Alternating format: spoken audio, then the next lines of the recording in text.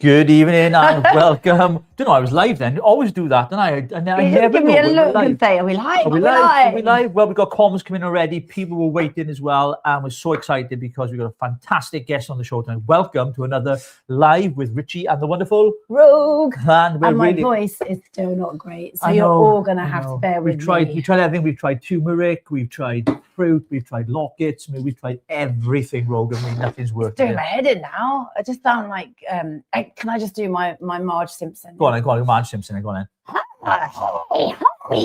No, it's really affecting my voice. Really weird, that does. But anyway, thank you to all of our subscribers. Hey, by the way, thank you to everyone that subscribed to the channel because we've reached a milestone for us.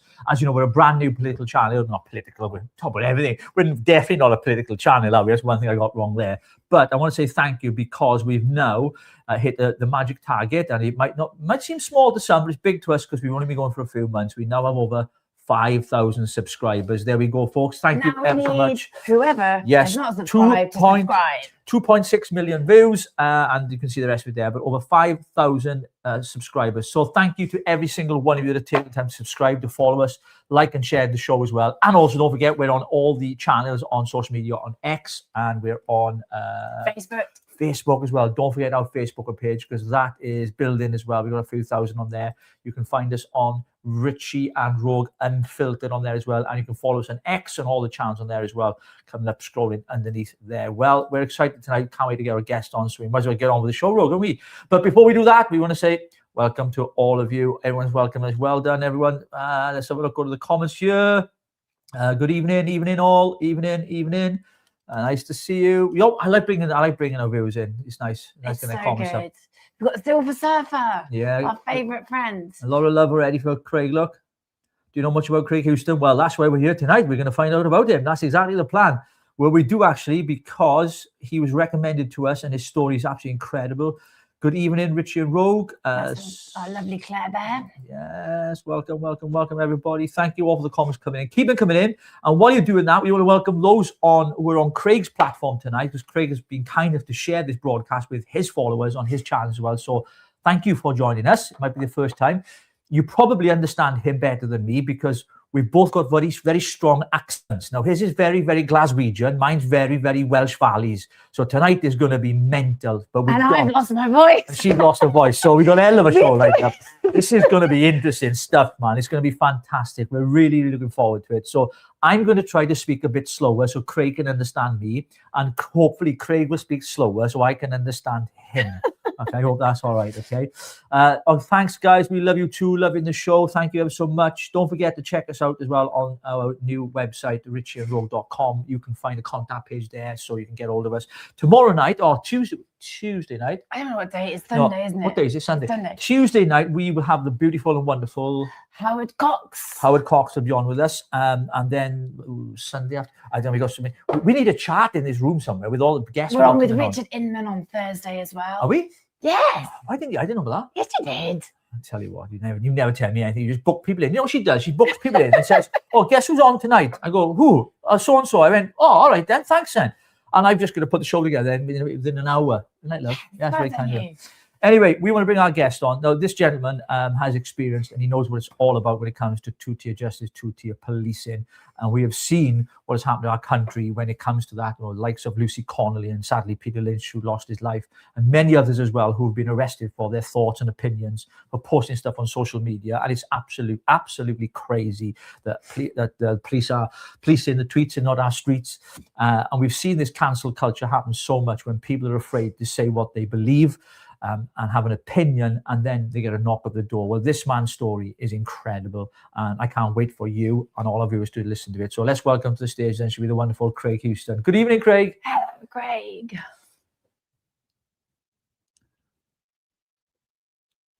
Your mic is off, Craig. I can't hear you. His mic is off. Here. His mic is off. There we go.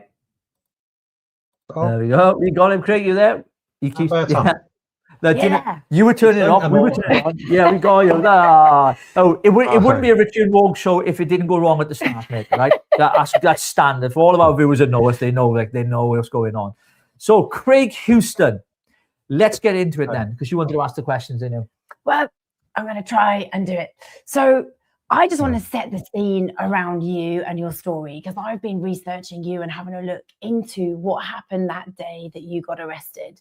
So you're at your partner's house, you're taking her lad to school, you're walking down, and then you see two coppers and you're like, nothing to see here, all good. And then they target you. They come right up to you and you know that it's you that's actually the issue. But first of all, you've got loads of things going through your head. What's happening? Has anybody died? Is it, you know, what has something gone wrong, like horribly wrong? And you actually said that when you found out that it was you that was being arrested, you felt relief. Can you tell us more? Can you tell us exactly what happened? Well, my daughter was 21 at the time, and she was studying a semester in New York. And with a difference in time, when I saw cops, my first thing was, my partner stays in a relatively quiet suburb, and you know, you don't see too many police there. So when I was there, I thought somebody's had a small robbery or something like that. And the next thing, they were walking towards me. And I said, how you doing, guys? He's looking for an address. And he said, no, Craig, we're here to arrest you. No, we're here for you. And the first thing I thought of was my daughter, America, maybe 5 hours behind. Did something happen overnight in New York that I hadn't heard? And, you know, if you've got kids and, you know, got loved ones, you kind of understand the instant fear when the two cops are standing in front of you saying they're there to speak to you. So that was my initial instinct was, what's happened? Is my Amy all right? And but then they said, no, we're here to arrest you. They went, no, listen, don't panic. No, it's not that at all. We're here to arrest you. But they were conscious that my man was 12-year-old at the time. He's 13 now. And I'd have walked out the drive with him. And they were like, could you come over here and we'll speak to you privately? So I was like, yeah, okay. And I thought my first initial instance was, you know, that was knocking the head about my daughter. You know, they made it quite obvious that they weren't there for her. And then I thought, well, next thing, what is it? And I thought, you know what, we've got that hate crime thing up here. I was very outspoken. I was outside the front doors of Hollywood the day it went live. I was asked to speak at a rally there. And I've been quite vocal about the hate crime, and I've been quite vocal about a lot of Scottish politicians. So I thought, you know what, it'll be a hate crime thing. The Scottish police have told us that they will investigate every single hate crime allegation. And I thought, well, this is what it's going to be. They're going to take me to a police station, ask me some questions about a video, and by 12 o'clock, I'll probably be on my merry way. So that's kind of where my head was. So we met, you know, Reman's mum came out. She got him in the car and she was like, I'm okay. And I was like, oh, if you're to arrest me, so I'll phone you when I'm out. And my expectations, I campaigned for about 3 years, a decade ago, Rangers Football Club had some really bad owners, and I became an unintentional activist to oust them, and we were ultimately successful. So, you know, I'm not a newbie to protesting and being active against people. And I had been arrested before, but never charged. And it was stupid things. Even the police knew. For the record, Craig, for the record, I've never been arrested in my life, ever. No, right. It's a joke. Right. It's just a joke.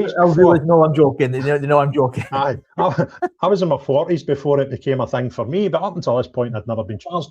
So, and it was always quite relaxed. The cops that were dealing with then knew that it was stupid complaints and they were a bit malicious. And, you know, I wasn't like handcuffed or anything like that back, you know, a decade ago. But I'd been through the course 3 times, maybe 4 times. So I thought, this is what's going to happen.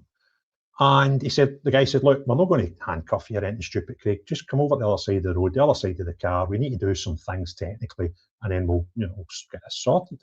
So we went to the other side of the car. They searched me before we went into the car. In my head, I'm thinking, I'm going to be driven to the closest cop shop, and I'll have an interview, and I'll be getting papped up the road by lunchtime. That's where my head was. That notion quickly changed because I went into the car. One cop was beside me and the other cop was in front of me. And the one in the driver's seat turned round and started reading out a charge sheet, which has never happened to me in my life. I was like, what are you doing? He said, I'm charging you. I said, but you've not even told me what I've done yet or what I've alleged to have done. You've not interviewed me. He says, well, we don't need to. If we believe we've got enough evidence to charge you, you see that in the movies and TV programs. Everybody gets arrested, gets interviewed, and 9 times out of 10 they say they haven't done it. And I was never given that opportunity. And so I was quite shocked because I thought, well, shit, and it's Friday. Now, what happens in Scotland, it might be slightly different, English and Welsh law. You would normally be arrested, charged, and taken to court the next opportunity, which is normally the following day. Well, this was a Friday, and I'm thinking, I'm in a cell all weekend here to get to court on the Monday to be told what I'm charged with, and then asked if I'm guilty or not guilty. But anyway, that didn't happen. I got out late afternoon, going into the early evening of the Friday night, but I didn't know that at the time. So another peculiar thing happened, and I've never really understood why, but there's a cop shop about a mile from my house, which is where they were sent from to pick me up. But I wasn't in my house. So they tracked me down to my girlfriend's, which is in the sort of north of the Glasgow Clyde goes practically horizontally across a map. She's in the north side of the city and over to the west. My house is in the south of the city, just a wee touch to the west. So the local cop shop, I thought, that's where I'm going. They took me to one away to the other side of Glasgow. So I was in the car for about half an hour and got out, taken into the police station, went through the usual stuff, emptied my pockets, took my shoelaces off me, asked me some questions, and then took me through to do something which I've never done in my life. That was fingerprints, mugshot, and your DNA samples taken, and then put in a cell. And when you're 52-year-old and you've never been in a police cell in your life before, it was quite surreal, to be honest with you. No watch, no idea of time, and I was then taken out in the afternoon, late afternoon. I was presented with a document, which I was looking at just the other day, actually. I'm looking at bloody many things for the court. Not that one. And given a piece of paper to sign with what we know as bail conditions, but are technically called undertakings in Scotland, where they say, we're not taking you from here to court.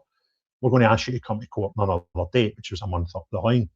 But here's your bail conditions, undertaking. And one of it was that I couldn't speak to councillors, any Glasgow City councillor. By this point, I was, although they've never said it's this video, this is what you said, blah, blah, blah. So I was told to sign this, and then I could go. And I was like, well, you're asking me to sign this, and I know people that are Glasgow City councillors. Now, if it was one or two Glasgow City councillors that you think I may have committed a crime against, I kind of get that. But that was part of my bail conditions. I was banned from Glasgow City Chambers. I was banned from Glasgow City Centre, George Square, and I was banned from a private address in the south side of the city, which I can only guess, I've not even looked into it, I don't care, but I can only guess it was the councillor that made the complaint. So gets out, gets home, because you don't have any phone, you don't have any cards. I had about 40 pence in my pocket, but they gave me a travel thing to get myself, use the train to get home. And I thought, do you know what, I spent that time in the cell really cutting myself up. And I thought, I've said something stupid. I've made 1,700 videos. I can't remember what I've said in every one of them. I can remember most of the topics, but I cut myself up that whole day thinking, you're a fucking idiot, right? And the charge sheet doesn't tell you, I wish I had it there somewhere, exactly what you've done. It's just got like, oh, that's here, code. And it tells you that you have been arrested and charged in charge of hate crime and Public Order Act Scotland, Section 4 in brackets 1. I don't all they've told me is I've incited racial hatred. I've not done anything racial hatred, but I've incited others to do it by this video. And I get home, well, I get back to my partner's that night, and the first thing I done was I took the video off here. Now, I wasn't told to do that. I just thought it would kind of make sense. I'm not going to dig a bigger hole for myself. I didn't want to watch it because I was sure I was going to have said something on it that would be so obvious to me and I would hate myself for doing it. So I got home, well, got back to my partner's, and she went to her bed and I was up on the laptop and I put this code in for the crime because I'm like, what am I looking at here? A bit of community service, a fine if this all goes wrong. And it came up and told me that because of the aggravated by racism, that could be a 2 to 7 year custodial sentence. Wow. What? Aye, so that makes, you need new pants shortly after that. So I went to my bed that night. Oh, you bet you did, yeah. I went to bed that night and kind of didn't sleep much, obviously. Of course, yeah. The next morning, I thought, I need to watch this video. I need to, if I've got a chance of going to jail for 27 years, I kind of need to understand what I've done here. So I got up, the video I think was 12 or 13 minutes long. I watched it and I thought I must have missed something here. So I watched it again. And I still couldn't understand where I hadn't incited anybody to do anything. So I then got my partner to sit down. This is us now on a Saturday morning. And I said, look, forget that guy on that screen's me. Think of that guy as the most racist, horrible guy you can. And tell me what he's done wrong. She watched it. Couldn't see anything there. So in the next sort of 48 hours, a mate of mine's at top KC in Scotland. He looked at it. We had Toby Young for the Free Speech Union looked at it. We had Fraser, the Free Speech Union Scottish director at the time, look at it. With the Free Speech Union's internal legal advisor look at it. And then we had, by the Monday or the Tuesday, they had put me in touch with a lawyer, and he looked at it. So 5 people with far more legal expertise than I have had all looked at this video in a sort of 48-hour timescale. And every single one of them said the same thing to me. Where's the other video? That is the only video I've ever put out with that woman. Now, the actual content of the video, somebody had sent me a clip of her and she made this statement that went a bit viral. I don't even know if it was before my video or after my video, but she made a comment along the lines of the Glasgow City Council is pale, male, and stale. In fact, I'm getting into stuff now that I maybe shouldn't, but that's out there in the public domain, so that's not really the end of the world.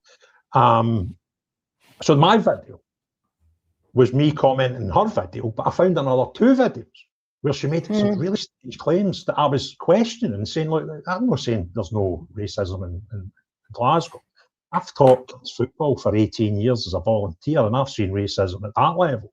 So, racism is a thing. But the levels that it's been portrayed to be, I don't believe they're accurate. And the way that she's measuring it, I don't believe is even measurable. She's making claims I don't think were true. So that was a video. And it was a language like that, as aggressive as that. It was like nothing. And every one of them said, look, where's the other video? So, well, that's the video. So now what normally would happen is, this was just the sort of last Friday in May. I can't remember what the date will be on that. The last Friday in May. And I was asked to attend court on the 8th of August, about a month later. And that's where they would eventually sit me down and say, this is what you're being accused of. Do you plead guilty or not guilty? That's kind of what happens in a court case. So the 8th of August is approaching, and a couple of days before that, I got a message. In fact, the police came to the door and gave me a second letter, which was this one, which I'm not going to put up. It's got my address and stuff on it. It tells you, don't come to court on the 8th of August, now come to court on the 19th of September. We're putting it up another month, and your bail conditions are still the same. So that's fine. So now we got in September, and we walk into the court, and my lawyer comes back to me and says, they've cancelled that again. They put it up for, I was on holiday in October. So the October one I couldn't do. They set us a date for November.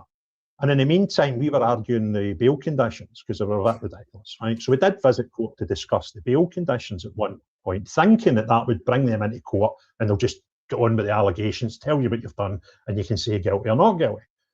Yeah. It's never happened. So the last one was, I think it was early November. And about 2 days before that, I got a phone call from a lawyer saying, Craig, I've just sent you an email. You need to read it, phone me back. And in that letter, it told me that there was no further court date. I don't have any bail conditions, but in the future, they could come back and change their mind, basically, right? So I phoned him back and he went, have you read it? He said, well, what's your understanding? I said, well, I think that means the case is bent. And he said, in 25 years of practicing law, I've only seen that letter once in my life. And it was a murder case. Yeah. It was a murder case where they felt the guy had done it. They just didn't have enough evidence to get a successful conviction. And he says, this isn't normal. This is very abnormal because your case is very, very simple. It's one video. That's it. There's no reams of evidence. There's one video that people need to watch and decide if you incited people to commit racial violence against somebody, or racial abuse against somebody. That's kind of what the charge is. So that's where we're at. Now, there's more to the story. But unfortunately, in Scotland, our laws on reporting in cases is slightly different from the rest of the UK. I don't know about Northern Ireland, but certainly England and Wales. In England and Wales, you can print, say, talk, discuss anything about a case up until the point of the guy goes to court and pleads guilty or not guilty. Then you've got new legislation that comes into play that you can't influence a trial. So that makes sense to me. But in Scotland, the time kicks in when the person is charged. So I was charged in May at my girlfriend's doorstep. So from that point forward, nobody can talk about this case in the press.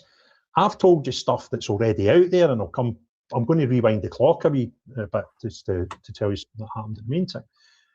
But I've not told you anything really that's not out there. I've just replayed a story that's already there, right? But going back, so I got arrested the Friday, wakes up the Saturday, and on the Saturday night round about 11 o'clock, our biggest newspaper up here is called the Daily Record, and they have the Sunday Mail, that's their Sunday paper. They launched on the Daily Record's website the story that they were putting in their paper on the Sunday. And it was very clever. You pulled up some headlines. If you want to pull one up, because I just want to explain something to you that's quite cute. Now, this is a sort of shite newspapers, but right? Newspapers, if they tell lies, they're open for all sorts of stuff. So they go through legal and almost every story. People check it. So what they've done is they've made two claims there. They've told you that an individual has been racially abused. And they tell you a podcaster called Craig Houston has been arrested. So if you read that story and don't think about it too much, which is kind of what I want to do, right? So that's a slightly different version, but it's the same thing. YouTuber arrested after counsellor targeted with racial abuse. Now, those two things, I know one of them happened, that's me get arrested, right? And I'm kind of guessing that she did get targeted with racial abuse. But you read that, you think, I've been arrested for racially abusing her. Yeah, absolutely, Bit about it, right? I've not been arrested for racially abusing anybody. This is the stitch up. This is a hit piece. This is the way things get spun. Now, there's a very, I need to watch what I'm saying now. This is where I kind of need to start getting, just protect myself just now. Yeah, sure. But there's things that I'll add on to this story and I'll be shouting loud, right? But you think about this for a minute. There's only two people likely to have told that newspaper that Craig Houston was arrested. That's A, the Labour Party or their councillor in the Labour Party, or B, the police.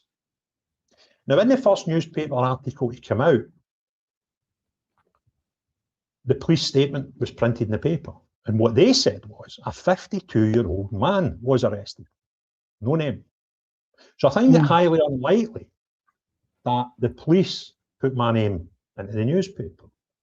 Now, the same weekend, and known to the Labour Party, this is key, there was people in the Labour Party knew that on the Monday morning, I was just about to be announced as the Scottish leader for the Social Democratic Party in the run-up to the holiday. So what's happened now is we've got a leader of a political party arrested for making comment about another party's house.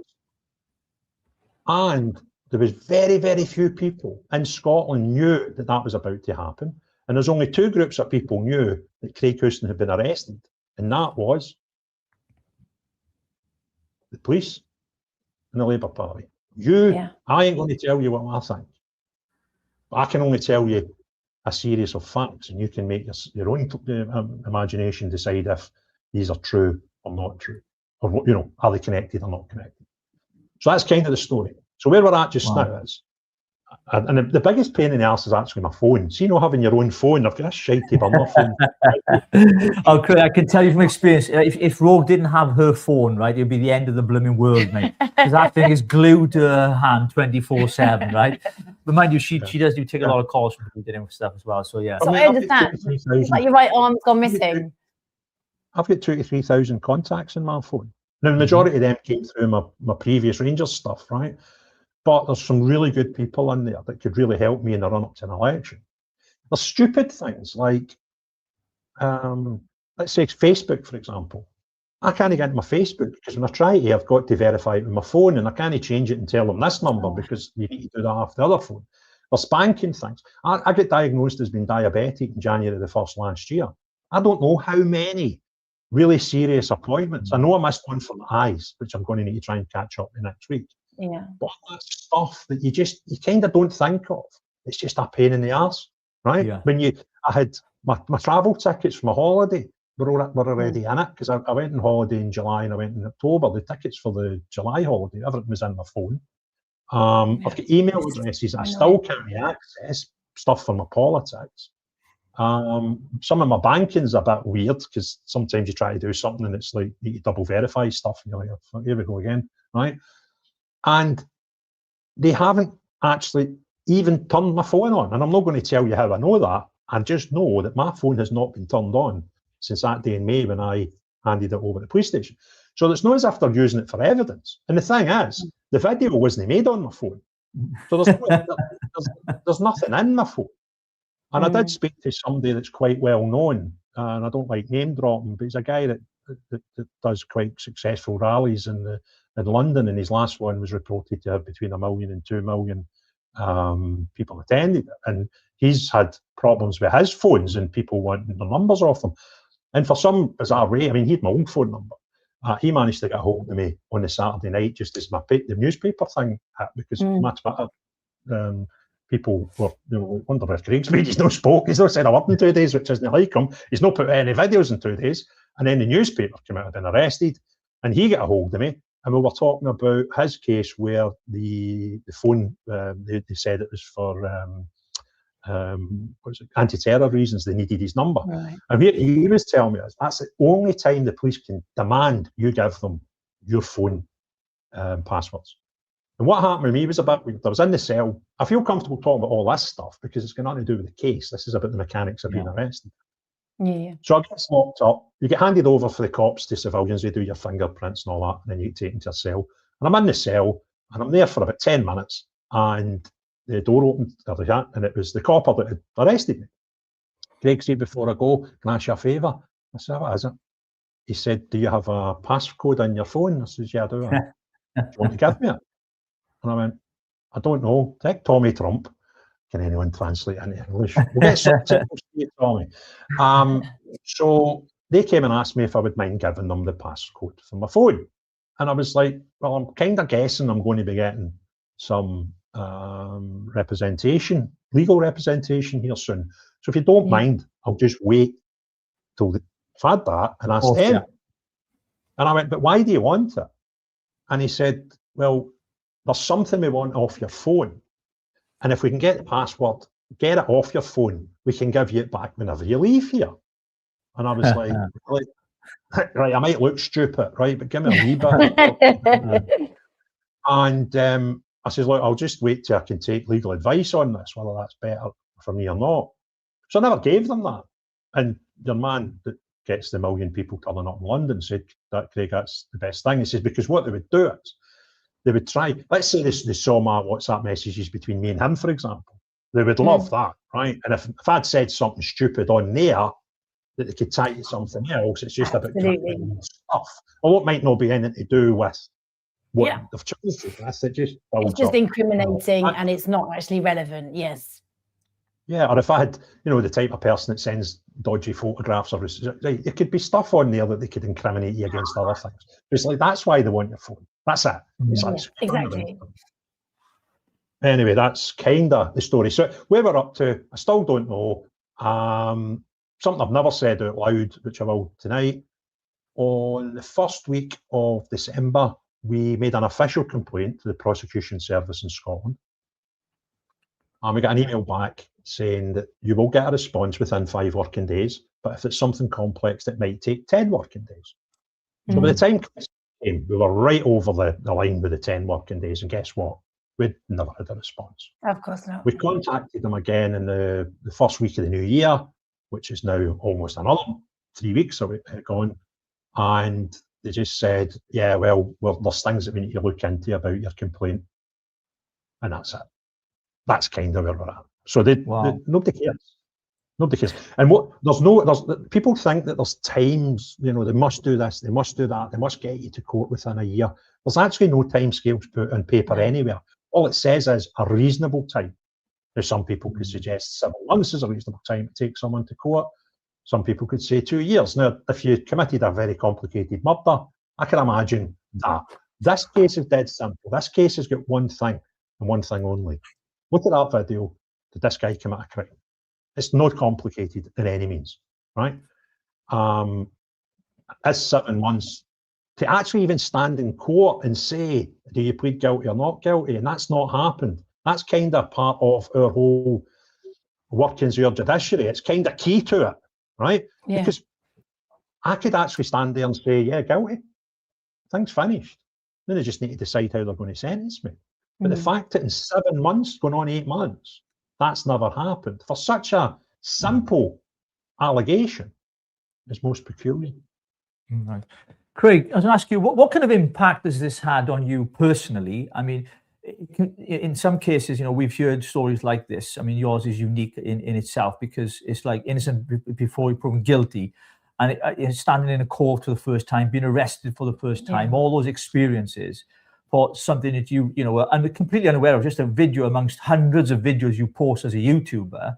I mean, then to get arrested. I mean, how has it affected you personally as an individual? Your income, your family. I mean, future prospects. If you were to apply for a new job, for example, your name's in the paper, splashed all over there, as if you've committed some, horrific crime, Yeah. No, there's one newspaper, and I don't want to go into this too much because there's something I'm doing about this. But one paper recently printed that I was a convicted racist. Wow, that's crazy. So, and you think, well, hold on a minute. But listen, through the Rangers stuff, there's a guy who wrote a book about my time in the Rangers stuff, and in that I opened up my heart and soul, and I spoke about issues I had previously with mental health problems that are normal now, right? Depression. So once you're clinically depressed and you've been diagnosed as clinically depressed, you're kind of always clinically depressed. Just 99 times out of 100, you can, it's not getting you down. But that thing's still there. Whatever it is in the psyche of some people that make them liable to be depressed is always there. Well, you don't need to be a psychologist to figure out how that's affected my mental health for 7-8 months. It's affected my livelihood. It's affected my prospects.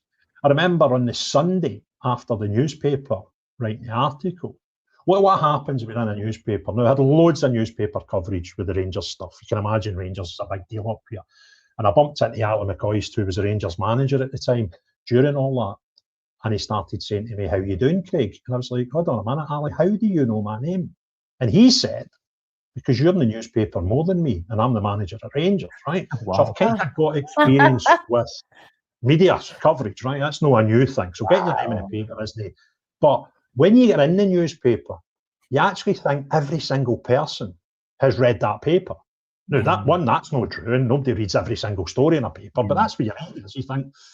Yeah. And I remember on the Sunday after I was arrested, I can't remember where I was. I'd been out for a drive or something, and my girlfriend had phoned me and says, look, go and pick up a Domino's pizza, will you, anyway, and I'll order one, you just go and collect it. So I walked into the shop, order, give me 5 minutes, the order will be ready. So I nipped out to get a puff of my vape and check I'd managed to get a burner phone in the go, so I was still trying to get numbers and stuff on it.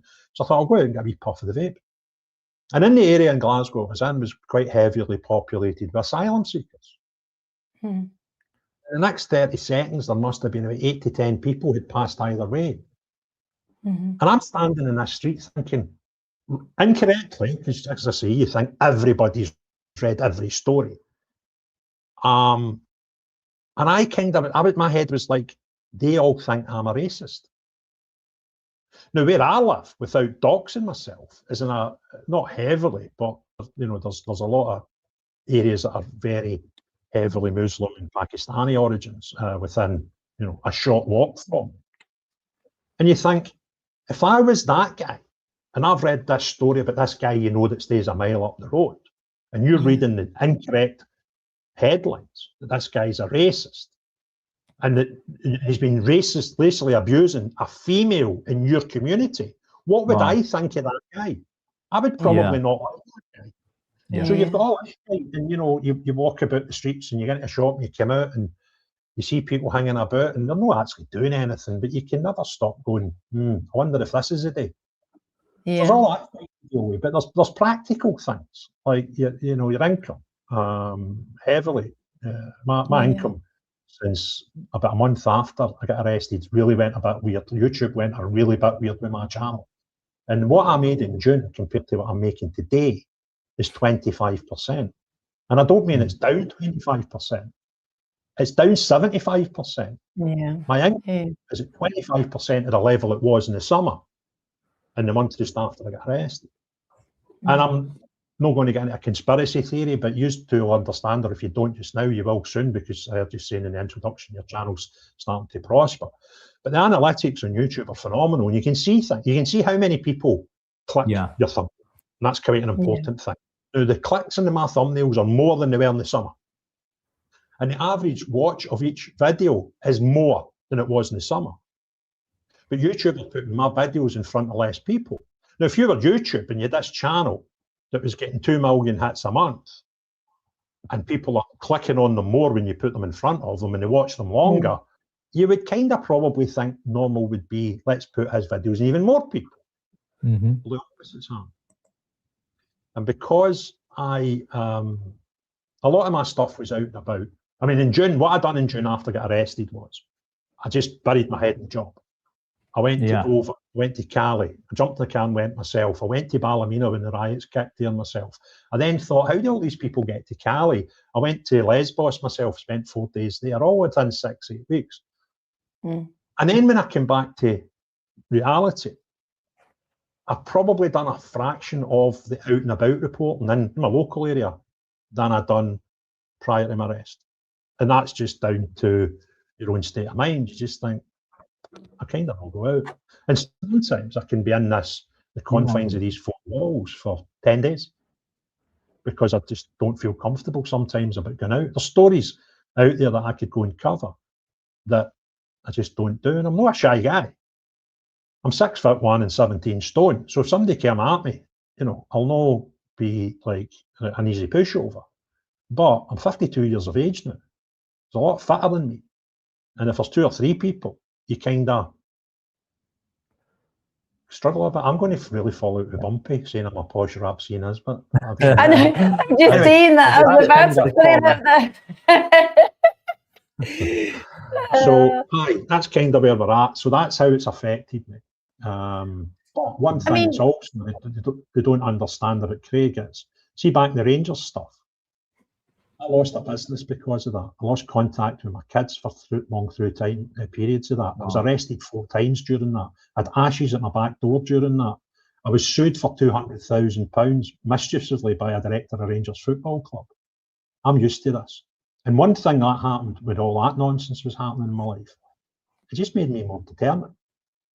So all this is doing is making me more determined. But we've got an election coming up in May, and not a newspaper will touch me.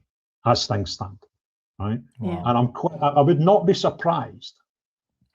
I would not be surprised if this case is hanging over my head until after May the 7th, which is the date of Scottish elections. Now that's me just making a suggestion.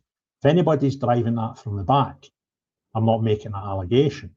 I'm just predicting and guessing that may be a possible outcome of this whole case. Gosh, what a journey. Hey? Absolutely incredible. As a woman, when you are with somebody and they have endured this, our natural state is to protect them, look after them, and also make sure that you're catered for. But the thing is, as a woman as well, you can actually start to feel unsafe also. Has it affected your partner? Possibly. I mean, it's affected her in terms of, you're worried about somebody that you spent 12 years with. That's kind of normal. So that affects her. I don't want to say where she works, but she works in an industry that is really left bearing. Right, I'll tell you he's offline, which he does for a living, and you'll understand, right? But almost 99.9% of people in her industry are not of the politics of me. So you go, and she's been there for 20 odd years. And you think, well, how does that affect her in the workplace? I know she was quite paranoid without trying to worry me about it, that these things were concerns to her. She's got a young boy that goes to school with people that read newspapers. I coached kids football for 17, 18 years as a volunteer coach. And last summer, my wee team won their league, their under-13s league. I don't do that anymore. And what the day I got arrested was actually on the Saturday, we won the league the next day, and I got all the parents together before the game and said, look, this has happened to me. The shit, it'll become public knowledge at some point. But use and trust me with your children. I think it's important that I'm completely transparent with you. So here's what I've been charged with. And now in that team, we had kids that were Scottish, we had kids that weren't Scottish, right? In fact, about 25% of the team were probably non-Scots, right? So I kind of felt it was important that they heard from me, and they were so supportive. And because of my videos, when we would go and play games, it wouldn't be unusual for a parent or a coach for the other team to come up and start talking to me about my politics and my videos. That was quite normal. But as the season was starting to happen again, I was like, I can't do this. I cannot have that affecting those young kids. Those 16 kids don't deserve it. And I was kind of expecting that I could probably spend a summer. You know, other parents are nutters, right? See, kids football is fantastic by the parents, right? And the majority of parents are fantastic. But a small percentage of them are cranks and crackpots, and that sort of spoils it for them. And it get far too emotional. And I can imagine your wee team was successful. We just won the league. Everybody's wanting to beat us the next year. And I can imagine that, and I spent the whole summer toiling with this, that it would come up at games. I'm 100%. Glasgow's a very divided city, politically, religiously, football, the whole lot. So there's a chance, 50% chance, that anybody at the other side of the pitch has got something different from me, whether that's religion, football, or politics. If we were going to win a game, I can imagine that it might, and it would at one point have spilled onto that. So for the first time in 18 years, I'm not I'm not coaching kids football, which is something that I evidently enjoyed, or I wouldn't have done it for 18 years. So there's all these things that happen. And hopefully the kids are all settled into new teams now and having successful football careers and still playing football. That's the most important thing. I think the reason why I asked that is because we have actually tried to organise events for a political party. Advanced UK. Advanced UK. And when we've tried to sort of secure venues, we've been cancelled like several times. And then we were actually put in a Nazi outfit, and basically you look sexy in that outfit. Actually, you look all right there. You look all right. No Hitler. So did the viewers. They were like, "Oh, that's cute. That is." Grey suited, apparently.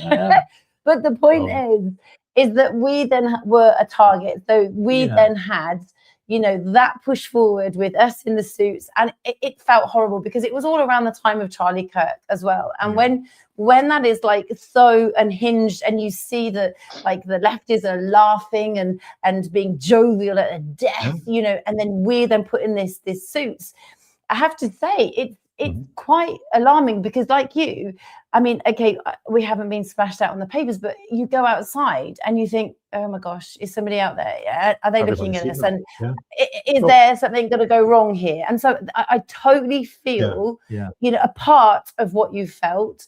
And that's why, I sort of wondered about your partner and how she's coped with it too. Because I think if I can go back on that, Craig, before you come in on that, because the thing is, what people don't realize, because people are turning to alternative media and podcasts like yours, and by the way, I just want to welcome all of your viewers on your podcast, because I think everyone's confused in the chat because they're on multiple platforms here, and they're like, I don't know these people. So you're talking to some of our subscribers, and our subscribers are talking to your subscribers, Craig, right? Which is great. So welcome to the family, folks. What Rose was just saying there was very important, actually, because you get recognized out on the streets of Glasgow because of your videos. Okay, so when something is said and something's put in the paper and you were deemed as a charged as a racist, someone's already been charged and you have been convicted of being a racist, as you pointed out earlier, then of course people are going to look at you differently. And we've had that out on the streets as well as we've travelled up and down Wales. People have this kind of idea we're far right thugs, we're flat out on drugs and we're off our nut. And we're like that could be further from the truth. but people have this impression because of the allegations that get thrown against you and your relationships and associations. I mean, you mentioned Rangers, for example. Let's not talk about Rangers and Celtic, because I know that will cause a massive divide here, right? The Celtic fans, right? But you do get pigeonholed, and it can ruin your career. It can ruin your life, opportunities, can it? Richie, it's even more serious than that, because through this whole period, you had the murder you mentioned earlier. Now, I don't believe Charlie Kirk was murdered because of his beliefs. I believe Charlie Kirk was murdered because of people's perceptions of his beliefs. So when you've got a national newspaper in Scotland printing incorrectly that you have been charged with racially abusing a Pakistani Muslim female, then that puts a target on you. And I've never been charged with that. And I tell you something, see, if God forbid nothing does happen, but if anything was to happen to me, then the people that told it's hard to call it lies, because it's not lies. That woman, I think, I'm perfectly accepting that she was racially abused.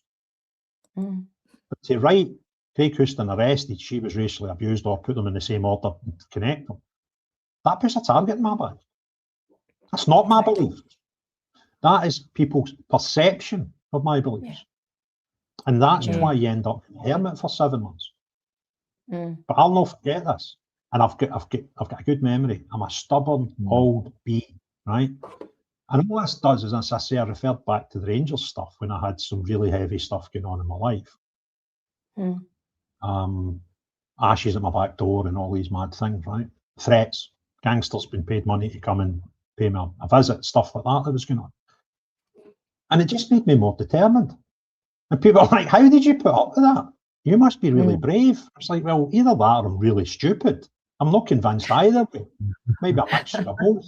But all this has done is made me even more driven to get into Hollywood, because it's evident there are some people that do not want me in Hollywood. So it just drives me even more to go and get it.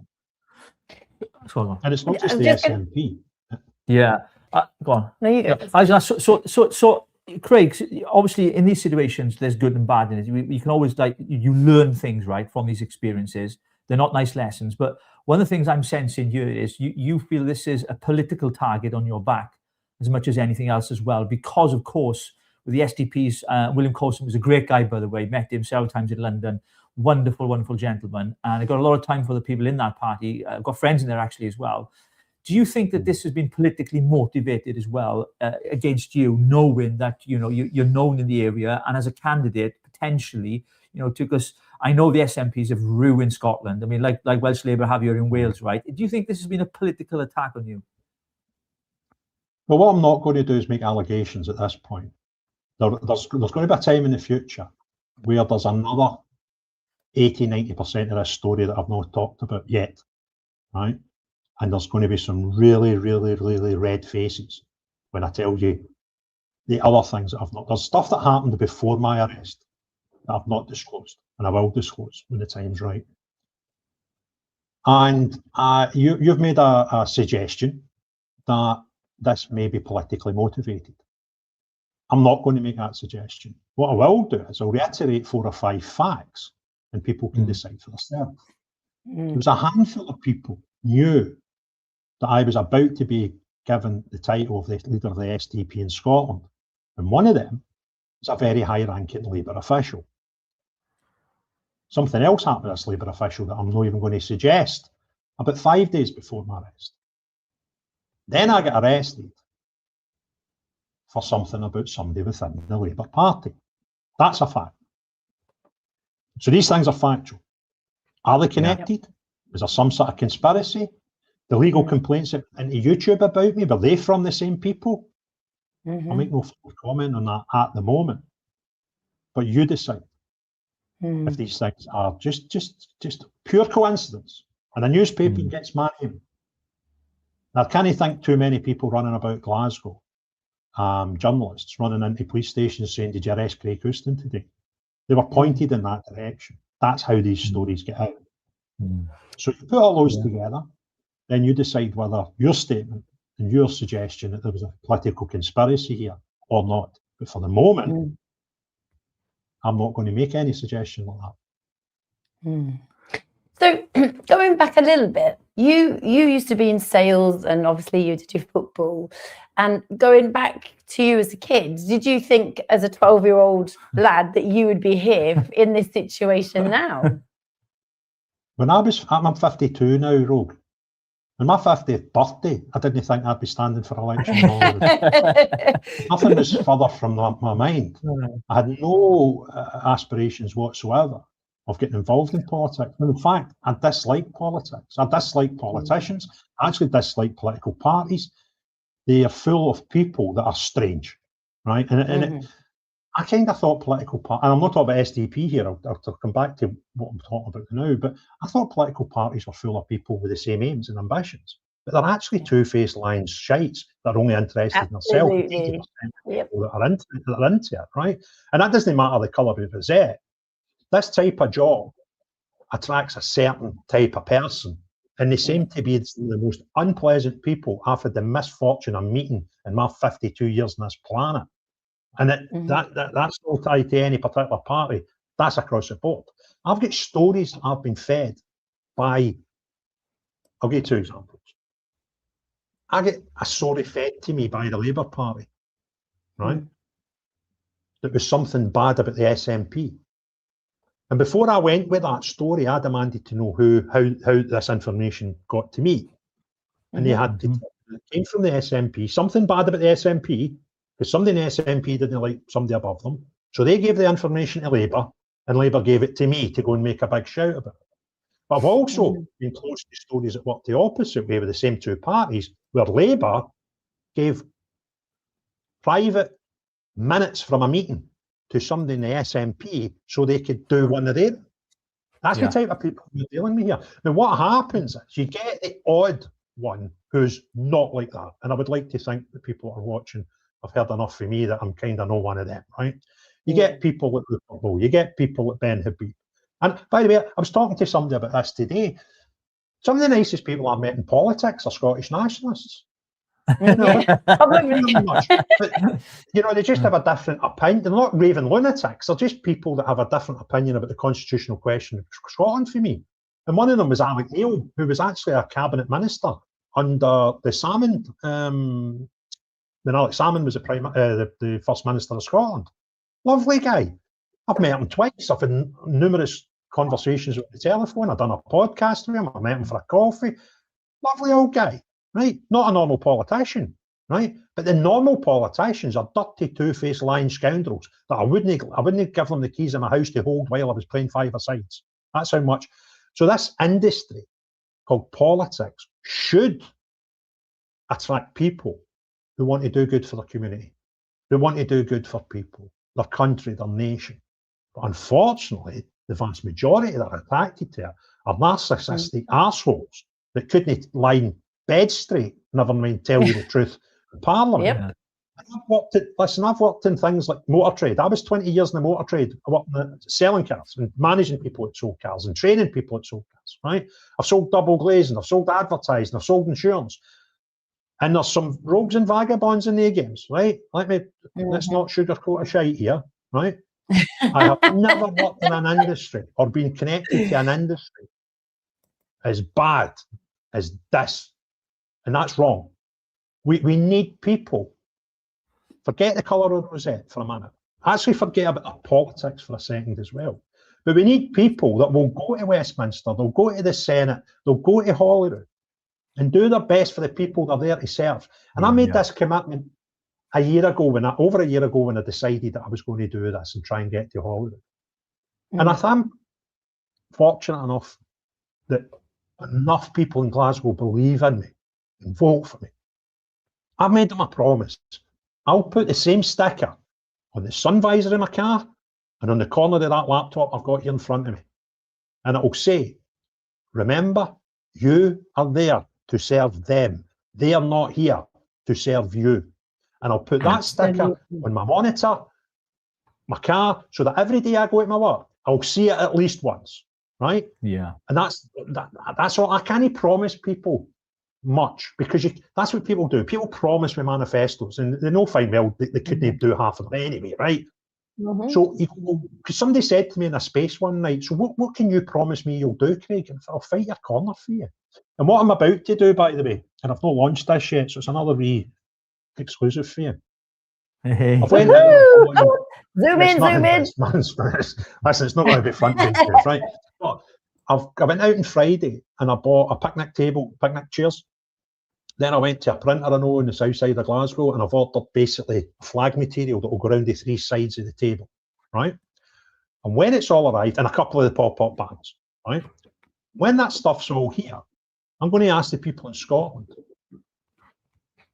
get 4 or 5 of your pals, tell me where you live, and I'll come and speak to you. And I'll put up a table, and the table in front of it will say, Houston, we have a problem. Come and tell me what you're... If I think I can help solve your problem, I'll tell you. If I can't solve your problem, I'll also tell you, because no is an acceptable answer when people ask questions, right? But if I think, yeah, I get to Holyrood, I could do something with that. I could maybe put a bill in about that. I could check this, right? That'll be the record. I'll move your community. I will post that video in its entirety on the YouTube channel. So it's there in the ether forever. And see if I get voted in a year from now, in 2 years from now, I've not done anything I've promised these people. Come and call me out. And I'll go to the people, and I will not just go to the people that can vote for me, which is Glasgow. Because I think when you get into that place, yes, you're ultimately responsible for the people in your constituency. But you're in Holyrood, particularly, you are responsible for everybody in Scotland. So if there's a wee group of old age pensioners have got a problem that's driving them nuts in Arbroath, I'll go to Arbroath. I'll listen to them. Houston, we have a problem. Tell me what your problem is. I think we can sort that. And this is how I would sort it. And that will then go out. And if I get voted in and I don't do what I told those wee women in Arbroath, by God, come down and hard on me. It's as hard as I come down on current standing MSPs. And that's what we need. If we can get 30, 40, 50 people like that, I don't care what colour of rosette they've got. We can't do anything other than make Scotland better. But if we get one of me and 129 shysters, doesn't matter if they've got a Reform rosette or a Labour one or an SNP one, if they're arseholes, they're arseholes, right? And they'll sit there for 5 years and argue about the colour of shite and achieve nothing. Scotland will not be better in 5 years' time. It's impossible. So we need people that want to go in and be committed to the people of Scotland, make them promises and make sure people hold them accountable, because I sure as hell do it, and I'll sure as hell do it in that place. The amount of information that I've made public about stuff going on in that place when I'm despised in the place is frighteningly high. How much information can I find out if I can get into that building? And what I kind of admire, and I've got a lot of people that I kind of look up to and I get to take inspiration from. And I think the job that Rupert Rowe's done since he became an independent MP has been nothing short of phenomenal. And if I can do a fraction of what he's achieved in Westminster, in Holyrood, and it should actually be easier to do more, because there's only 130 people in there, or 650 in Westminster. So each individual should be able to do more. And that's kind of what I want to gear myself to be, the Scottish Rupert Rowe, who'll get shit done for the inside, because he can expose this and expose that. I mean, FOIs, because they know where to go, because you're in the building, right? You've got an office full of civil servants next door. You just go, right, I want to know this, I want to know that. I will expose a lot. But that is probably why I've got this thing over my head. Yeah. So I'm just looking, somebody, Charlotte has just, Chloe has just said, good luck with your campaign. And Lee is saying Rupert's ratings are unbelievable. And, proud to call you a mate, Craig. What a man of integrity and morals. And absolutely hearing that. Stop it right there. I am not his mate. Kevin the ranter was my mate, but Kevin's changed. What's happened is he's getting really good. He got on national TV, interviewed at a protest, and he done a cracking job. And he's walking about charging people in Scotland £5 for selfies now. He's selling merchandise. Do you know there's a T-shirt, right? A guy's got, and it's got a QR code in the back of it. And if you zoom in on the QR code, it takes you to Kev's Twitter page, right?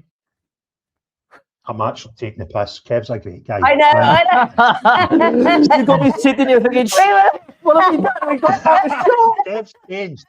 Kev's Oh, changed, Craig, you right? got me, but you got me by the short and curlies, man. Oh, I can't believe that. You know, oh my God, like. That was brilliant. Hang on. Yes, we can change that, Kev. That's actually brilliant. And then we've got oh my God. Oh, this is too good. So, look, one of our regulars. Wow, I was not expecting that. It's absolutely. I was like, you're going to have a slag him after this guy Kevin now in the comments and shit, where's this going to go tonight? He's like, I'm only joking, guys. Richie, do you know the worst thing about Kev? He supports the Celtic.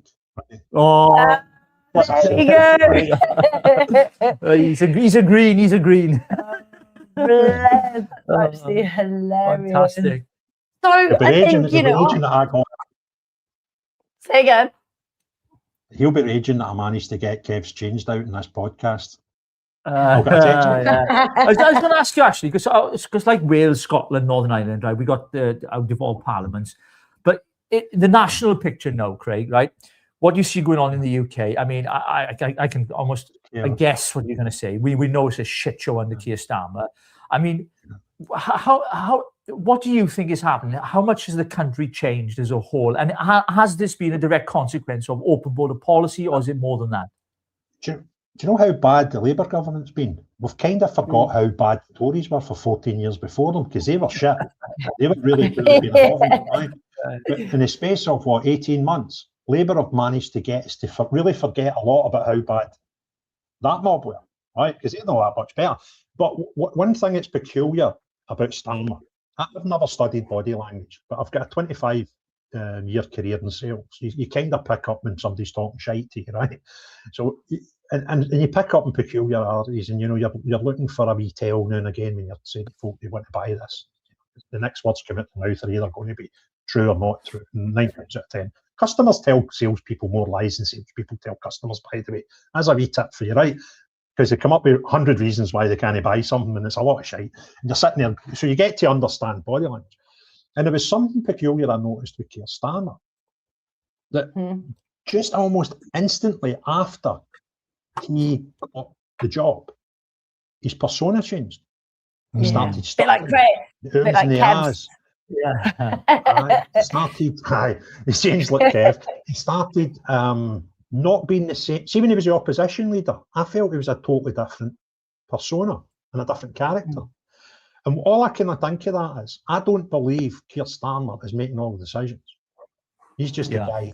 He's a puppet that's got to carry them out. And I'm not, by the way, giving him a pass mark for that. He's an asshole, right? He's a bad man, right?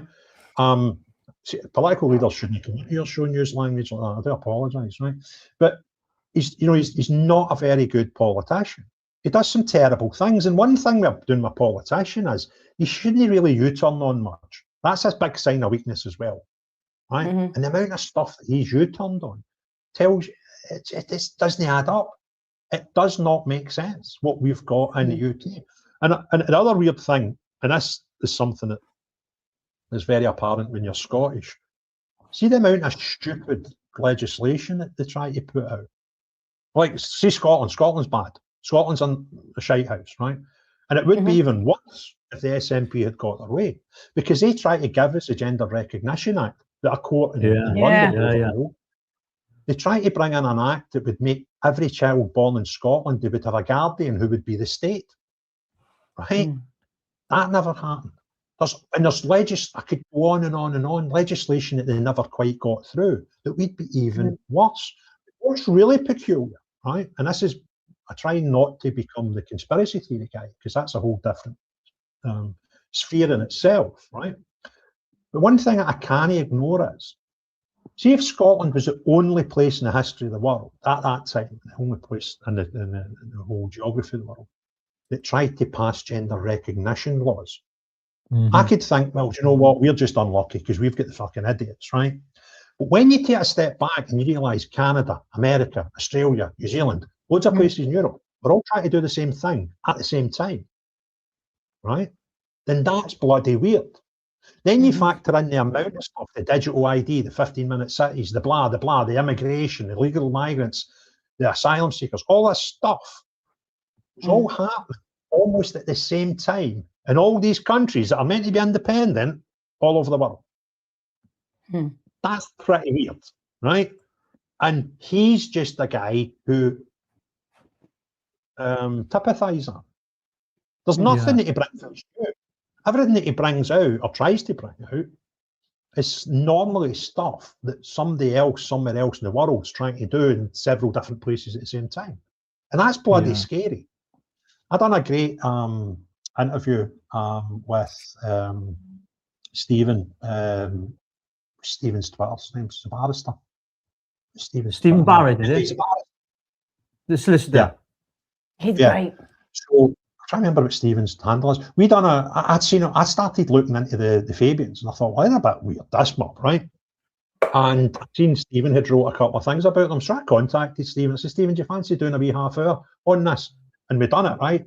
And I was blown away because it's see anybody that's got any conspiracy theories in their head at all about, you know, globalization. They just have different names for who they think's the ultimate control. Some people say it's Jews, it's the Freemasons, it's Illuminati, it's the Who. It doesn't matter. It's just another name, right? Yeah. But see, halfway through doing that podcast with Stephen, I was like, is it them?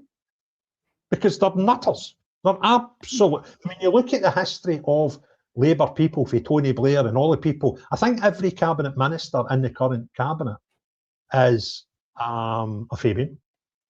And when you understand that their whole theory, their ethos is built on their old logo, which was a wolf in sheep's clothing, right? Yeah. And their whole ethos, Fabian was a general, I believe, a Roman general, who had a slightly different way of going about things to others. He used to just burn you out by slow, and then bang, we'll eventually get there. That was his theory. The Fabians took his name, right? And one thing that Stephen told me, the takeaway from that podcast was, he said, you know, 1984 was written as a warning because the author was a Fabian and he knew all about the Fabians. And what he was saying in 1984 was, he wrote that the Fabians were formed in 1884. And basically, what he's saying is, this is his warning. That if these people have 100 years at it, this is where we're going to end up. And I can't disagree with that theory. That's bloody scary. And there's evil. There's definitely evil games afoot at a level I don't understand. So that's kind of where we are. So we need, and that's another reason for getting normal people in, right? We need people. And by the way, what John Shipp's saying there is the Fabians will influence. Another thing is, you don't need to be a member of the Fabians to be influenced by them. And if you look at the type of government that the SNP have given you through Sturgeon and Humza and now John Swinney, very similar. So you don't even need to be a member to be influenced. So, you know, it's not just the Labour. Well, we've done our research on the Fabian Society. Sorry, research on the Fabian Societies. We did a show a couple of weeks ago with Alex Watts, a formerly military guy, and you know he's done some very deep research, not just on the history and its formation, but also, I mean, most people don't realise that the Labour Party was formed by the Fabian Society in the 1900s. That's how they were formed. No, but the Labour Party didn't come into existence until the 1900s. So, and a lot of their policies are derived from Fabian's philosophies. And I think, you know, that is still in play today. Whether we, you know, a lot of people say, oh, you're talking, going on a rabbit hole. But the truth is, these things are happening in front of us and people are not accepting it. And I think British politics right now is on the edge of this, on the precipice of either going down the Swanee or we can pull it back. And I think we're all fighting for the same thing, Craig. We all want our country back We want sovereignty. We want the freedom of speech restored. We want real democracy. We don't want these international bodies, whatever you want to call them, Fabians and WHO, whatever. We want nothing to do with them. We want full control. The Supreme Court, another example. Now we've got David Lammy wanting to get rid of juries, which is the bedrock of our justice system in this country. You had Tony Blair get rid of the treason bill, when he was in the 90s. I wonder why he did that. And because you look at this current prime minister now, he is treasonous to this country. What he's done, it's criminal. What he's done, and most of the MPs that that sit in Parliament, what they've done to this country, should be in prison. And I make no apology for saying it, because what they've done is they have destroyed people's lives. I'm talking about ordinary people in this country. And like you say, Greg, what Parliament, what politicians, what we need is people, ordinary people. We've got a bit up here as well. We don't numpties in Parliament, but people who've lived life experience and have gone through difficult times and have had to fight to get to where they are because they can appreciate what they have and what they've got. And they've got experience to help other people. Because surely being a politician is all about serving the people. We are their masters, not their servants, but they've switched it, haven't they? Yeah, and this is what I'm kind of saying, that if you do the same thing as you done yesterday and expect a different result tomorrow, that is a good definition of insanity, right? So if we keep voting in politicians to be politicians, guess what? Have we not learned through the last 16 years that it doesn't matter if you've got a red rosette or a blue rosette. If you're shit at government, you're shit at government, right? Exactly. And we've already discussed my theory that the majority, and it's not unique to any party, because I've already give you, examples of people in totally different politics from me that I think, you're a decent person. You're not an atypical politician. And if we keep voting the same in, we'll get the same result. And what we can need to do, and again, I can't target everybody with the same brush, because to say that some political people are arseholes, that doesn't mean they're all, right? And there'll be things in there that will take me about, say I get in for 5 years into Hollywood. There'll be things in there, just the mechanics, just, basic things I don't understand of how it works. Whereas people that are already politicians know that. So I think it would be ridiculous to have 130 people in Hollywood who had no political experience, because that's a shambles waiting to happen. Yeah, of course. But we kind of need more than the half a dozen we've got just now.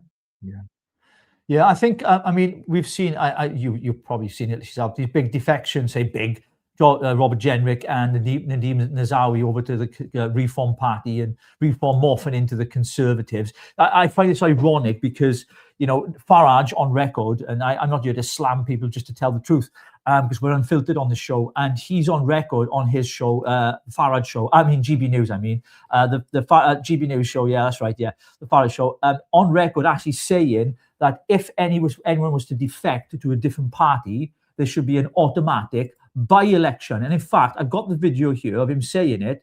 I'd be interested to know your thoughts. We'll watch this, Craig, and we'll be straight back, right?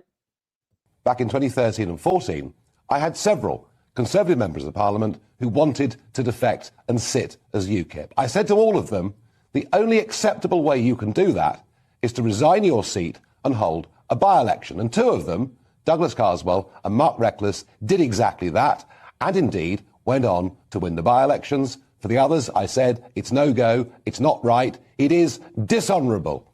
And this really is the dishonourable member for Bury South, Christian Wakeford. It is a complete insult to voters for MPs to have the arrogance to think that it's them they voted for, when the truth is most of us vote for or against the main party leaders. And it amazed me that Boris Johnson, in response, didn't even ask for the man to put himself forward for a by-election. You see, the truth, folks, is they're nearly all, not all, but nearly all, career politicians. You, the voters, are just useful to them once every few years. It's all about them. It is, I think, today, a disgraceful episode. There we have it, Farage. Right. So what are your thoughts on that beloved man? Right.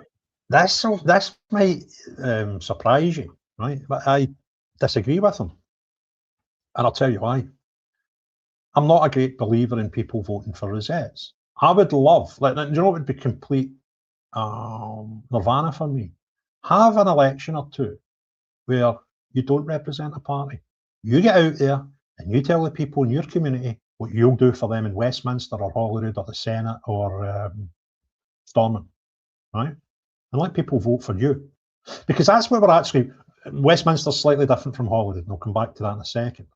But in a first past the post, what you're actually voting for is for somebody out of your community to go to Westminster and serve you. So if that person halfway through their term decides, I kind of don't like the Labour Party anymore, then they put whatever result they want on, because if people technically and shouldn't be voting for the result, they should be voting for the individual. So I kind of think, no, I can't have those views that I want and I believe the public should vote for an individual and then say that is right. So that's why I've got an opposite view to him on that. And then obviously he's flip-flopped anyway, because like Jennings not calling for a by-election. So he flip-flops. I'll make my decision based, and by the way, see if somebody asks me a question and I've not formed an opinion yet, I'll tell them that. And by the way, I also accept that I can change my opinion in the future if information comes my way. But on this subject and on this point, I kind of don't think, the only bit, I think they've got a slight difference. I'm not sure how the Senate works, so please excuse my ignorance. But in Scotland, about half the seats are constituency seats, first past the post, and the other half are regional seats, which are a sort of PR proportional representation. Yeah, it's quite similar here, Craig. It's exactly the same, yeah. So see, on those votes, you're not voting for an individual. You are voting for a party. Yeah. So if those votes, if those people, and that's happened a couple of times in Scotland, in fact, I think the Reform MSP that they've got get through in a list vote. On those, I kind of think that that's a possible outcome. You should say, well, hold on a minute, nobody voted for you. They voted for the party on the list seats. But the majority of seats, and when we're talking about Westminster, they're first past the post, and you, the person, get voted in. Now, if people were stupid enough to only vote for people because of the result on their show, then that's their problem, because that's not what you're voting for. You're voting for somebody in your community to go down there and represent you. That's what the deal is.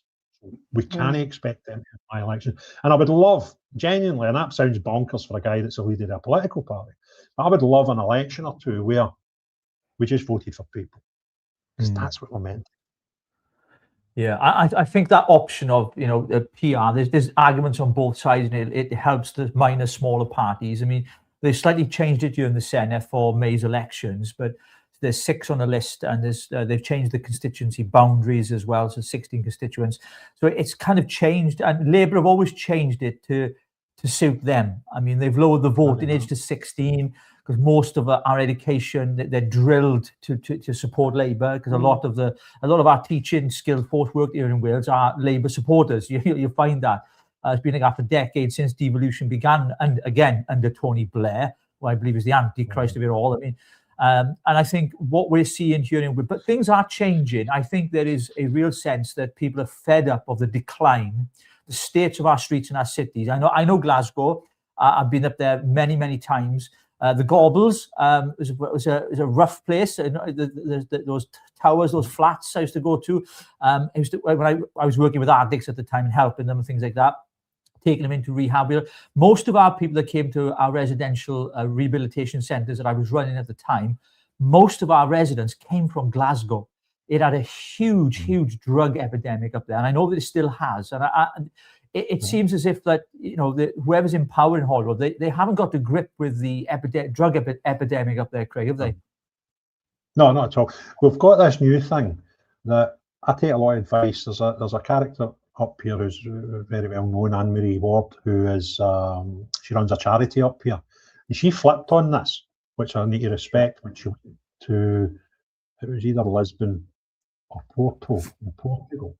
We've got a consumption room in Glasgow, so it's the only place in the United Kingdom where it's actually legal for you to take Class A drugs. And Anne-Marie used to be an advocate for them, and then she went and saw what happened in Portugal, where the whole thing just fell apart, because it didn't tie any support, which is a topic you'll know far more about me.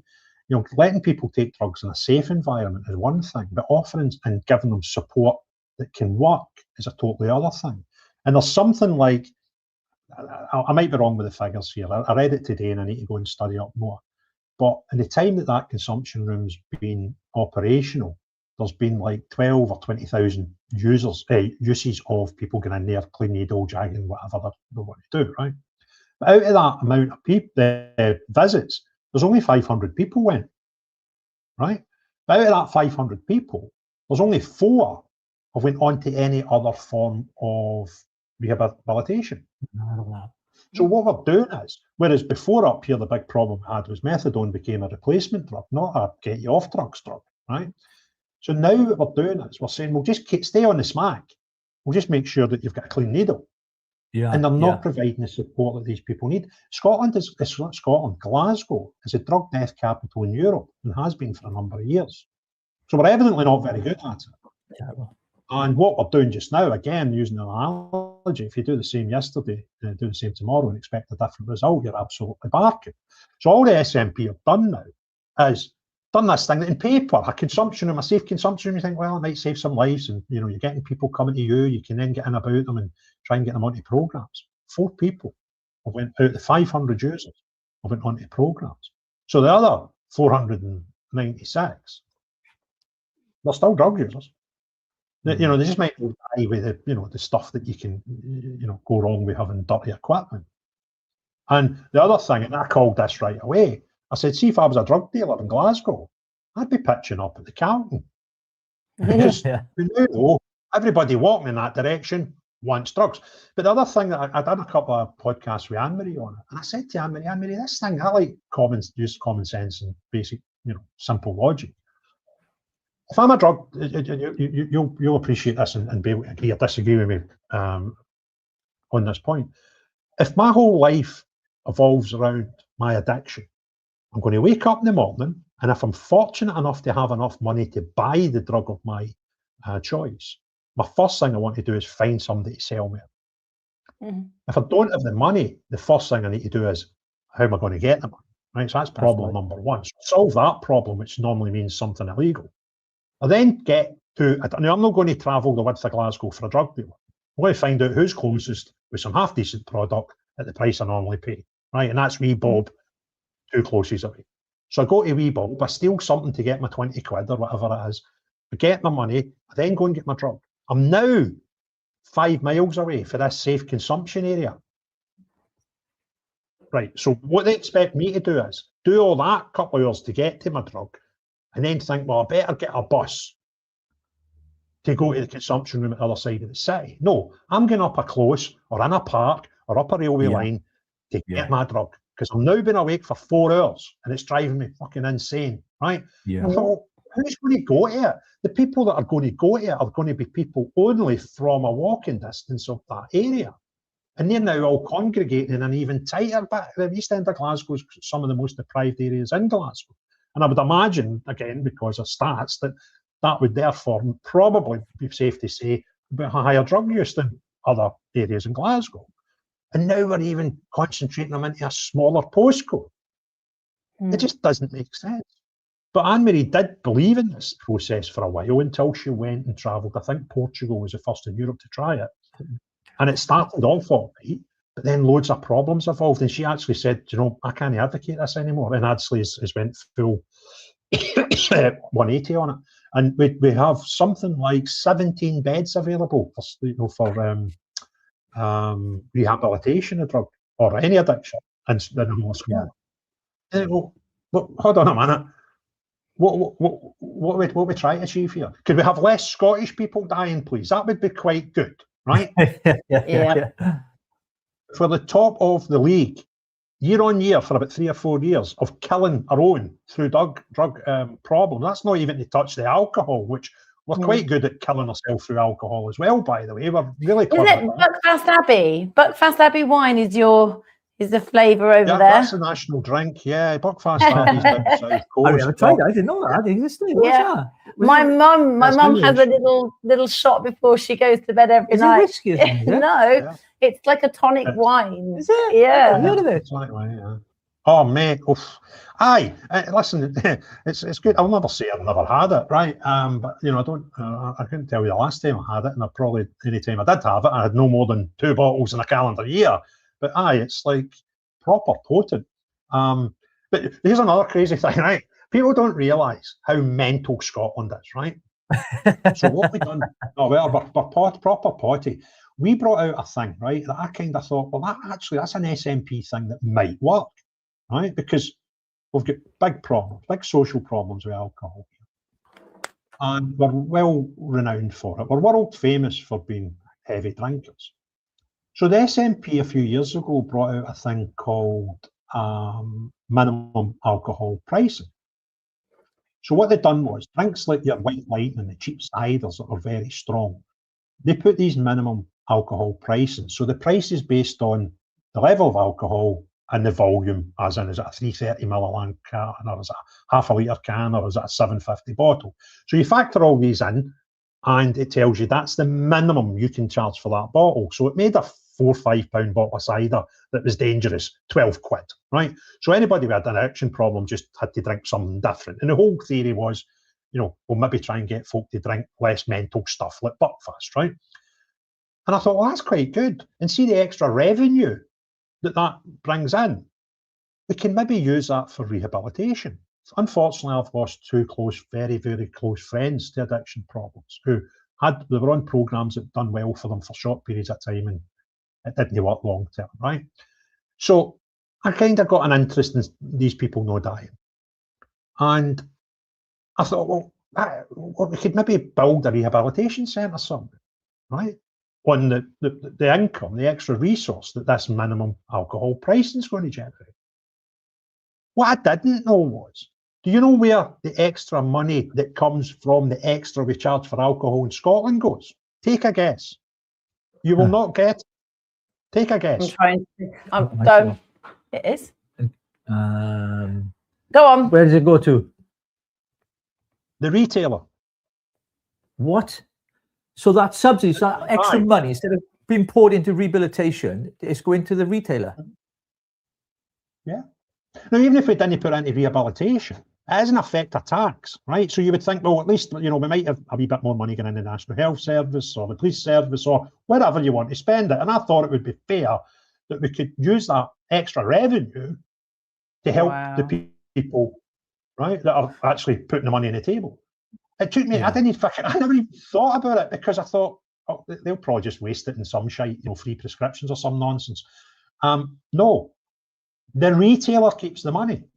Wow. You tell me why anybody wants to put a tax on that the government don't get the benefit of the tax, because it is a tax, because it makes something more expensive based on a criteria, and the retailer keeps it. It's crazy. Scotland is not normal, mate. No, I mean, one of my previous jobs was in rehabilitation, actually, and for almost over 10 years. And one of the things I noticed was there was hardly any government funding at all. We were an NGO, we had to raise our own funds, and we had homes, HMOs, and everything else, and we saw a 76% success rate. But I think the problem we always found was politicians always turned up. They came to speak to us, had photographs. I remember Ian Duncan Smith came actually to the one in a place called Abertlery in the Valleys. It was a hotel that we had with 36 residents, and he gave a speech, and we want to help you. The work you're doing is great. And we heard absolutely nothing. He just came for a photo shoot and said, what we're doing is amazing. He said, the government can learn from you guys. You should be government funded. There should be money available to you. And there just simply isn't, because, of course, the government profit from a lot of this as well. And it's a sad place. And I know Scotland is one of the drug capitals of Europe, if not the world. I mean, it really is that bad, Craig, isn't it? It's a title that we're really good at it. We've been talking about that table for a few years now. We managed to lose more people in Glasgow per capita, than any other city in the whole of Europe. And it wasn't just a 1 year blip. We managed to hold the title. We've retained that title for about 3 years now. And people go, but what? What's the excuse? People say, oh, Westminster. Westminster what? Health and education, two of the biggest drivers, as I would hope you would agree, to help with drug and any addiction problems. Devolved powers. So the buck stops here. Do you know what Scottish people are very good at? Telling everybody else it's their fault We're very, very bad. It's taking responsibility and saying, we're shite, right? We're very, very bad at dealing with really serious issues like drugs. Mm. And Yeah. the fact I mean, don't learn. the way you've been handled, you know, has just been horrific as well. I just want to like recap, because obviously we're coming to the end of our time, and I just wanted just to kind of go through again. So this is about you, and we have this one, which is about you, but we also had a video that we just wanted to play. And there's a guy, and the reason why I'm setting this up is because I want to ask you a pertinent question at the end. But let me just play this. And yeah, we'll just go from there. Just give us 2 seconds. News this morning that I've seen. I was sent it last night by my friend Nick Buckley. A lot of us are in a WhatsApp group together, and it turns out that Craig Houston, I'm sure many of you watch Craig Houston Talks, has been arrested by Police Scotland in Glasgow. This is because of comments that he made, but all he did was reiterate what this councillor in Glasgow, this woman, had already said. One of her comments being pale, male and stale when she talked about politics in general, local politics around Glasgow, which I would say is not only a racist comment, it's also discriminatory as well, because if a male had come out and said that about her and turned it round on her skin colour, turned it round on her gender, no doubt she'd have played merry hell, and so would all the other people that supported her. The police are only saying at the moment that a 52-year-old man has been arrested. The Daily Record is saying it is Craig Houston. Craig hasn't been replying to messages and he hasn't put any videos out, so I would assume that it definitely is Craig. I hope he's a member of the Free Speech Union. Please do support Craig, by the way. If he is a member of the Free Speech Union, then good, he'll get help. If he isn't, then we'll have to see where this goes, but he has been charged, apparently, so he will appear at... in Scotland they call it the Sheriff's Court, don't they? So he'll appear at Glasgow Sheriff's Court. If you are a YouTuber, if you are a content creator and do politics, join the Free Speech Union. They have helped me immeasurably on at least one occasion, and you can always go to them for advice as well. Join the Free Speech Union. It isn't expensive and they're extremely good. There we go. So yeah, come back to that. Sorry, but that's what I set up there. Yeah. So the question that I wanted to ask you is that obviously a lot of people are doing their own thing now. They are putting out their own content, and the question is, if they were to be in a similar situation as you can look back retrospectively. What advice would you give to somebody if it happened to us today? What would you tell us to do? What's the best advice you can give? The first thing I would give from personal experience is just don't give them you need to give them your phone, because you get put in a police cell, you can't get in your police cell with a phone, right? Don't give them a password. The second thing, I can't talk through experience because I never got that far, and there was a reason I could bore you to death why, but I never had an interview. But if you do have an interview, don't say a word unless you have representation, because you and I might think we're intellectual, but we don't know the law. And the law isn't as not obvious as you would imagine. There's some really strange, quirky things about it. So the second bit of advice I would give is that shut up and say nothing. The police tell you when they arrest you, you have the right to remain silent. You'll take them up in that offer. You can't do any harm. But what you can do is say the wrong thing. I'm going through another situation. I'm going to court tomorrow with my nearly 70-year-old auntie, who's been you'll think the Houstons are a crime family up here. We're not, right? But my 70-year-old, nearly 70-year-old auntie, she stopped a shoplifter at the door of our local supermarket and is up for a charge of racial assault. And I've been up at court with her 3 times. Yeah. Jeez. I've been up at court with her 3 times, and hopefully the trial starts tomorrow. And she says things, and I'm like, Mary, just shut up. Don't say a word. Because you don't know how your words will be twisted, construed, or what you could say is something that actually gives the prosecution something for you, right? Now, let's say, for example, I'm trying to think of a situation. You might think, oh, that'd be all right to say, but you could do you in. Say, well, did you call? What did you mean by them when you said on your tweet, they're all the same, or another one of them? See, well, all the migrants. That could be a silly enough quote to really do you some serious harm. And although you might not think it at the time, do not say a word, even in the car, when you're getting driven to the police station. Talk about the weather. Talk about the football. If you need to talk about anything, but don't talk about your case. Unless, and I've been very fortunate, and this is something that I'll be eternally grateful for.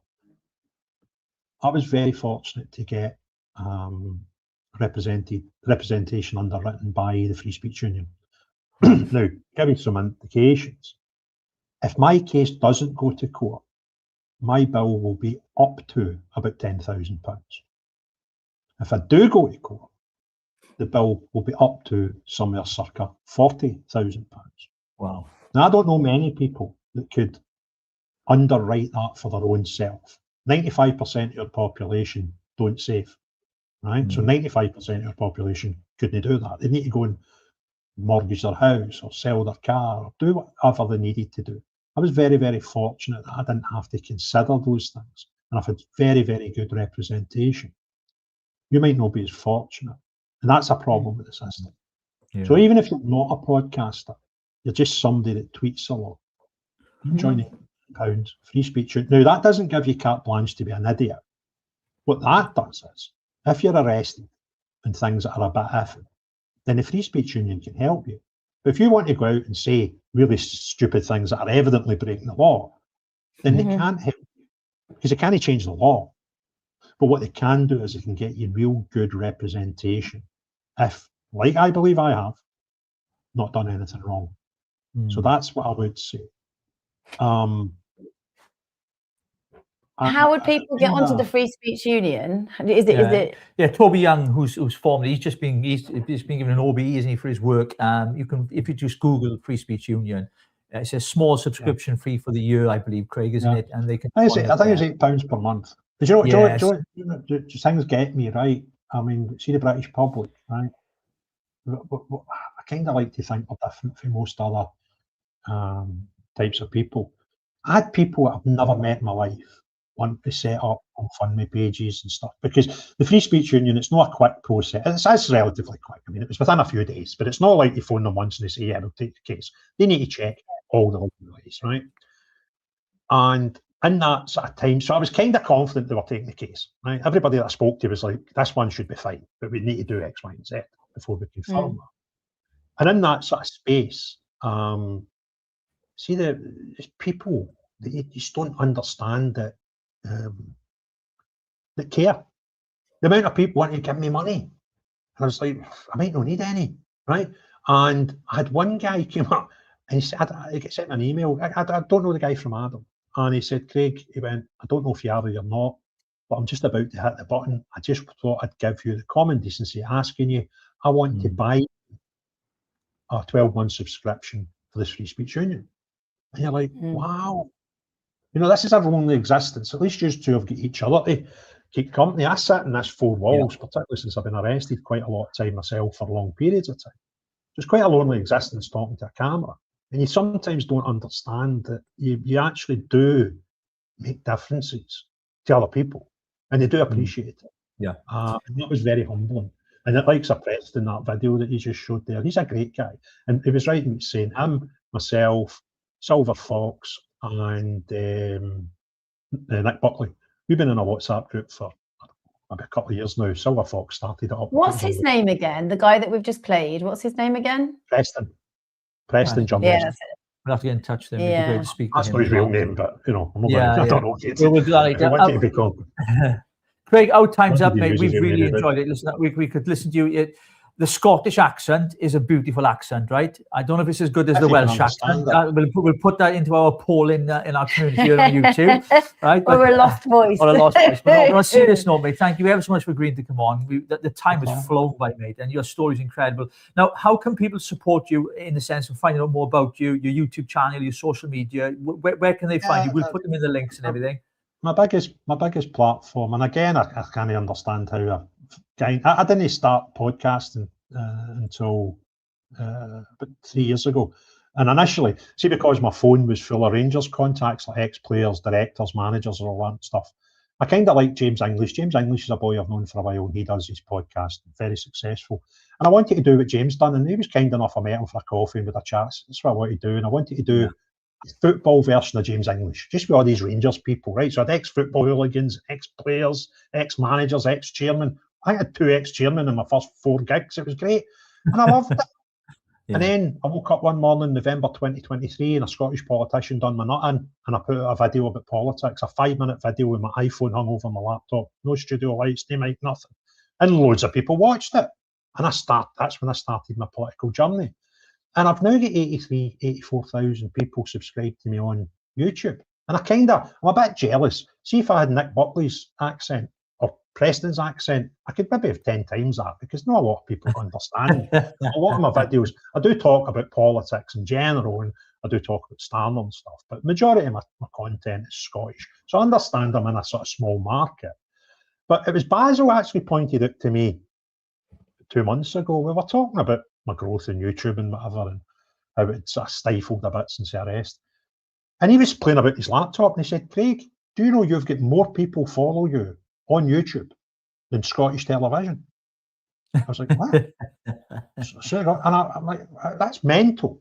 And then he went, "Hold on a minute, BBC Scotland News, I've got about 3,000 less than them. And they've had their channels forever. I'm 2 years into this."